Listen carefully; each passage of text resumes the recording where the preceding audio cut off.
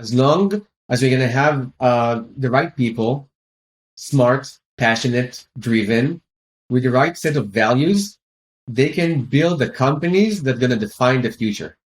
And the good ideas never end. There's enough ideas for everyone. And there's enough passion for everyone. Welcome to 20-Minute Leaders. Just sit back, relax, and learn from the leaders of today. It's a journey. Each one is different, unique, inspiring. Let's get started. This episode is powered by J Ventures, a community-driven VC fund in Silicon Valley, in partnership with Lomitek, and sponsored by Homeward Ventures, Hippo Insurance, Upwest, Hillel at Stanford, Leap, and Birthright Excel. Welcome to 20-Minute Leaders. Today, we're going to have a lot of fun talking about venture capital from one of the most respected investors in Israel in Grow Ventures, Lotan Levkowitz, general partner at Grow Ventures. Lotan has been an early-stage technology investor since 2012, with a special interest in IoT, digital health, trust and safety, cloud infrastructure, and enterprise IT.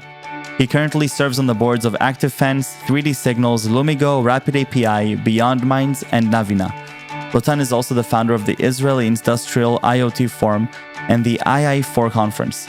Prior to joining Grow Ventures, Lotan was a strategic consultant at TASC, an international management consultancy firm where he focused on the telecommunication sector. Lotan served as a commander in an elite Israeli Air Force intelligence unit, where he was honored with an award of excellence. He holds a Bachelor of Law degree, LLB, and a Bachelor of Business Administration degree, a BA, from the Hebrew University in Jerusalem. Lotan Levkowitz, welcome to 20-Minute Leaders. I'm so honored and excited to have you here. How are you? I'm good. Hi, Michael. Thank you for having me. I'm so excited. We're going to have such a good time in these 20 minutes. This is one of those episodes where I'm so upset that I only called this show 20-Minute Leaders and not like 40-Minute Leaders, but we'll make do with what we can. Lotan, you're responsible for some of the most exciting investments that I know of here in the Israeli ecosystem. You're either a board member or a board observer of some fantastic companies. Many of them are great friends of mine. You're working with really great friends of mine, and your journey is so fascinating, and your perception of what's happening in the VC scene as a whole, and specifically in the Israel ecosystem, is just fascinating through multiple publications of your work on the Israeli media. And so I'm excited to pick your brain in these 20 minutes. Before we get to all of the VC stuff and the hardcore tech stuff, take me back a little bit. Who is Lotan? How do you end up in venture capital?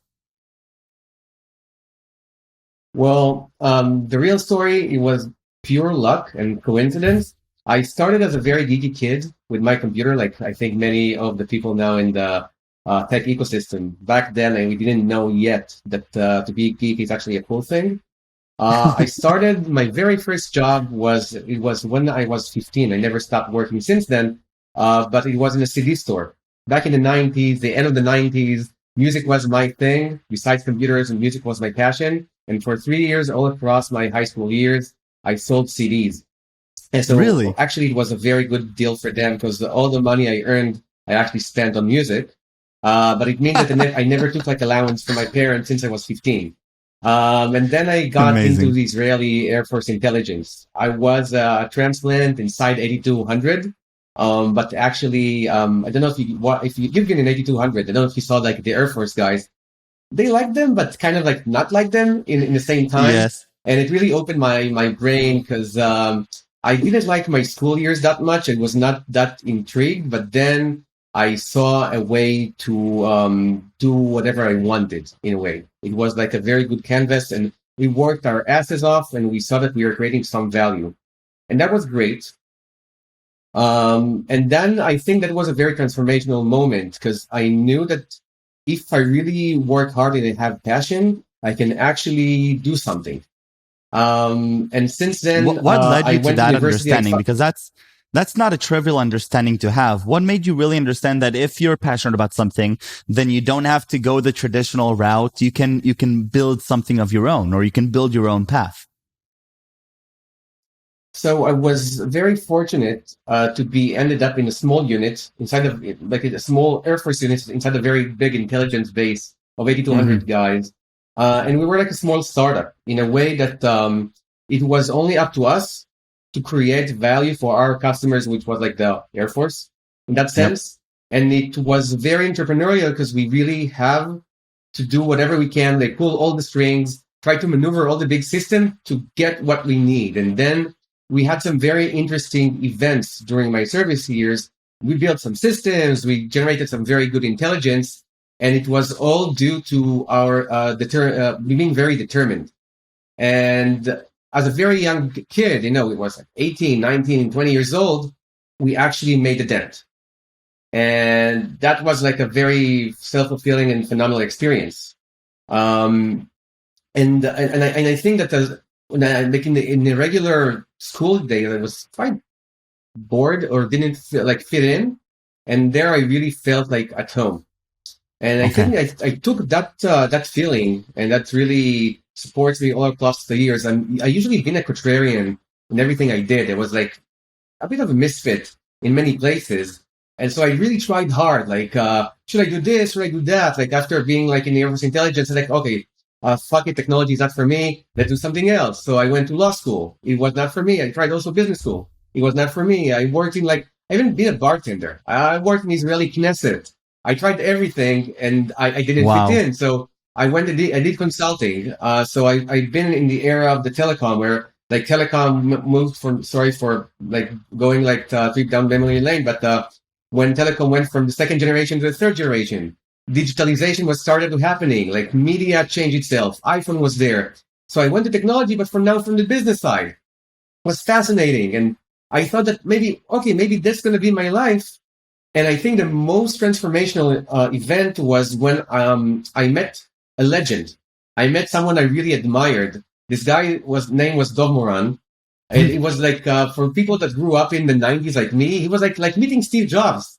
And then I kind of knew someone that knew someone that knew someone that knew him. And we had a good chemistry. And he said, you know what? Do you want to work for me? So I paused for 20 seconds just so he won't see how excited I am. I was like, and then of course, yes. I'm going to do whatever you're going to tell me. And I think being very tightly coupled with Dov in the last decade, I think really got me, I think, and then we worked together. We invested his money across different startups. It was a different time, different model, and then we saw that we believed that there was a gap in the Israeli VC ecosystem. Mm-hmm. And I told him Dov, maybe we should start a VC fund. And he started from no way I'm going to be a venture capitalist to it took me a year to get into okay, let's do it. And then he made me his partner, and this is how we started Grove. And this is how I became a venture capitalist, to your question. Sorry for the very long answer, but so there was not a linear way that, I knew forever, since I was born, I'm going to be a venture capitalist. I guess I didn't know what I'm going to do, so I had to learn different stuff. I had to look at reality from different angles, and that's got me to where I am today. What is the lens that over the past decade you've sort of brought for yourself as you're approaching the investment world? What does it really mean to be a venture capitalist for you? Obviously, right now, Grove is one of the most prominent venture capital funds in Israel. But what does it mean to you personally as an investor? With what lenses do you come into this role? Okay, so first of all, from day one, what I realized that I'm not the most experienced, I'm not the smartest, I'm not the luckiest. So only thing I can be is to be different. So I thought if I'm going to have a belief about the reality, about the future, which is a bit different than others, then maybe I can be successful if I'm right. So I think being venture capitalist, and especially what we try to do in early stage, to be the first very good partners of these founders, is about having your belief about the future and helping entrepreneurs try to get there. And we had, so for me, being a good venture capitalist is getting the best teams you can find and try to help them to remove obstacles and create that reality, to create the future. Right. And so tell me a little bit about, how you've seen the Israeli ecosystem transform and where we're at today. What is this inflection point? We're near the end of 2021. It's been a roller coaster of a few years. Things have dramatically changed. You've written quite extensively about this from your perspective, but what are some of the bigger things that you've seen transform and where are we at today? So when we started Grow, we believe that we saw the Israeli ecosystem with much less money, less investors, And we saw the same themes coming over and over and over again. And we thought like maybe we can bring like new things to the table. We saw that the world is going through a digital transformation. We saw like that there's going to be like a major innovation and change of paradigm in like areas around what's happening in the edge and IoT and the physical, like where the physical world actually meet innovation and tech. We saw that the infrastructure, the cloud, either like in the hardware side or software side, new types of microservices, the API economy is coming and changing the whole way the infrastructure is actually being built. And we saw that everything around like data analytics is coming, like whether that's going to be like AI or different buzzwords like deep learning, machine learning. Back then it was like big data, right? And we said that the combination of all these three actually going to transform a lot of the fundamentals of our world, where like most of the GDP is manufacturing, supply chain, healthcare, etc. Most of the money of the economy is there, but not a lot of the innovation actually been coupled with these industries. So this is what Grove believed from day one, that we want to be part of the digital transformation of these industries, or really investing in the infrastructure that's going to enable this transformation. And we, when we started, we talked about, for example, like semiconductors. Investor that we talked with, it said like, guys, that 90s have ended. Semiconductors in the past. But what we see now, to your question about 2021, it's sexy again.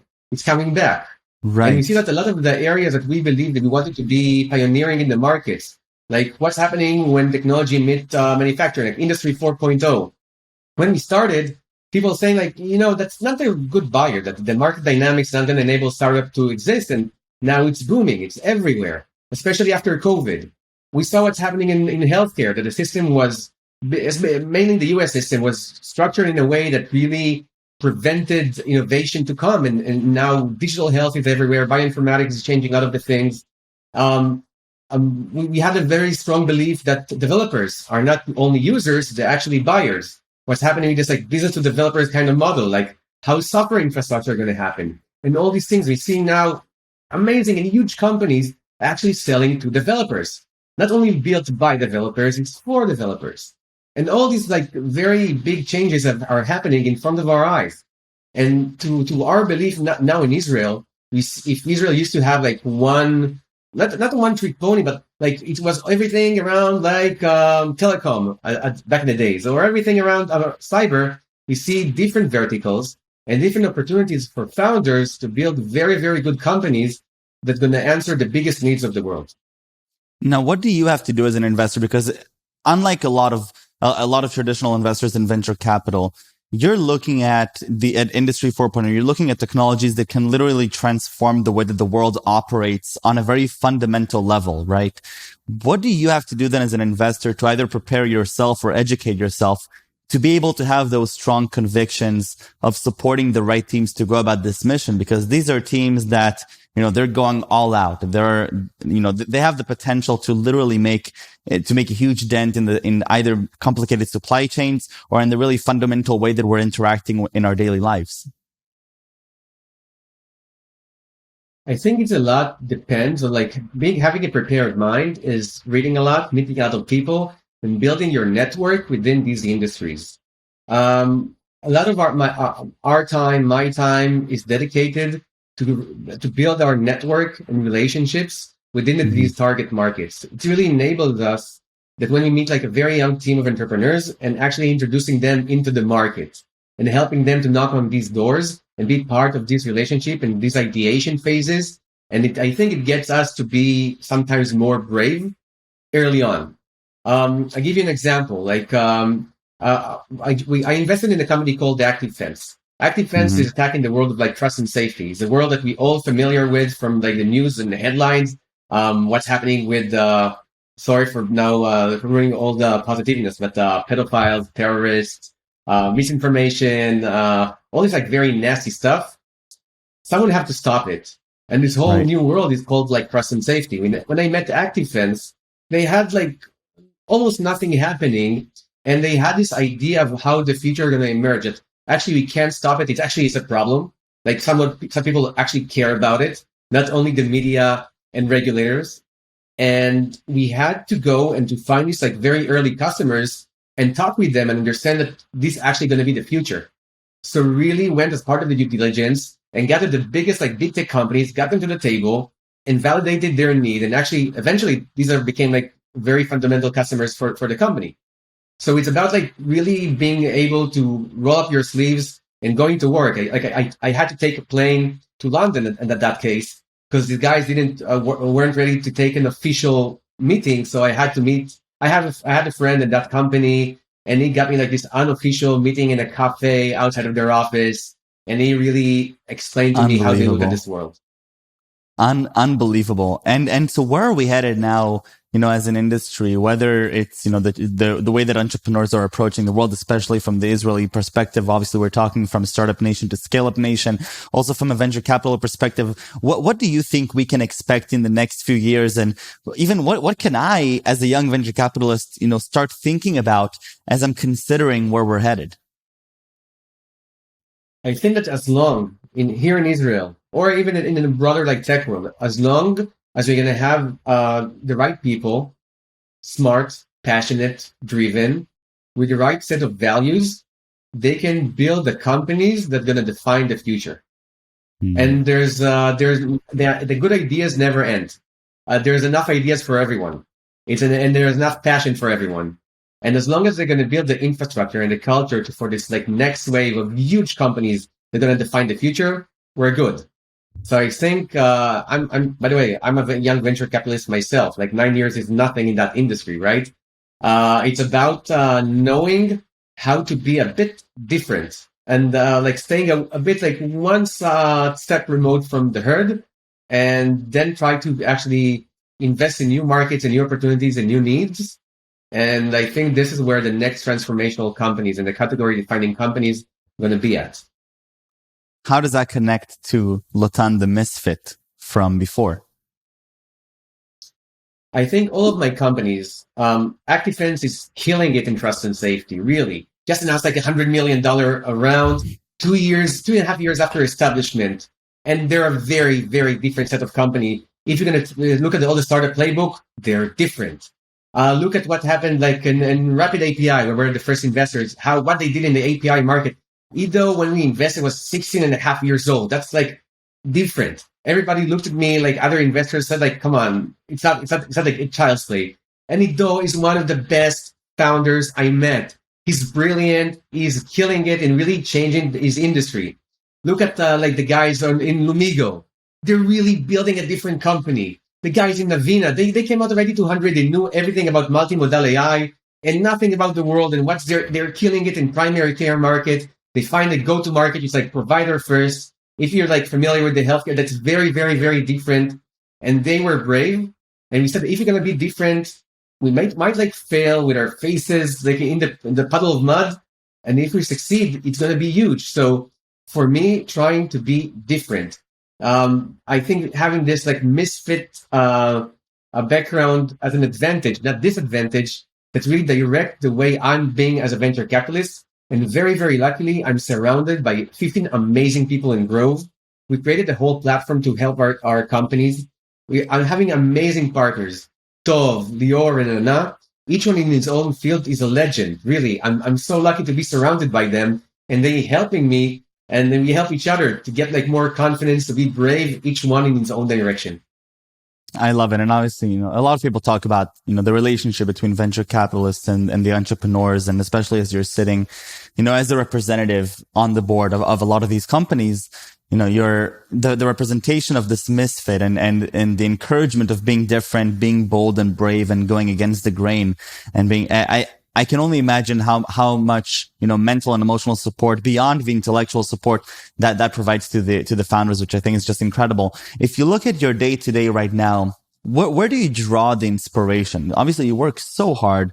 You're constantly looking at companies. You're supporting the portfolio companies. What gets you up in the morning every day? What is it about your role right now that really excites you? When we started Grow, we defined like two core values. And that's weird. Like why a VC should have values. Like companies have values, funds usually don't have values, but if you have two, it's the first one is like people first and to create value. So it's not necessarily financial value, it's really value to the world. And that's what gets me up in the morning. The people around me, it's my partners, which I love, and the people in our team. Really meeting these people every morning gets me up from bed, and the people around me, like the founders and their teams. That's really what gets me up, and to create value. It's not the financial value; it's leaving the world a bit better than how I found it. I love it. And I think that goes back to the conversation we had just before starting this recording, which I love, this shared value that we have. And if I were to ask your founders or Dov or anybody else that surrounds you, what are some words that define who Lotan is? What would be some of those words? I think is very driven, like relentless. I work hard.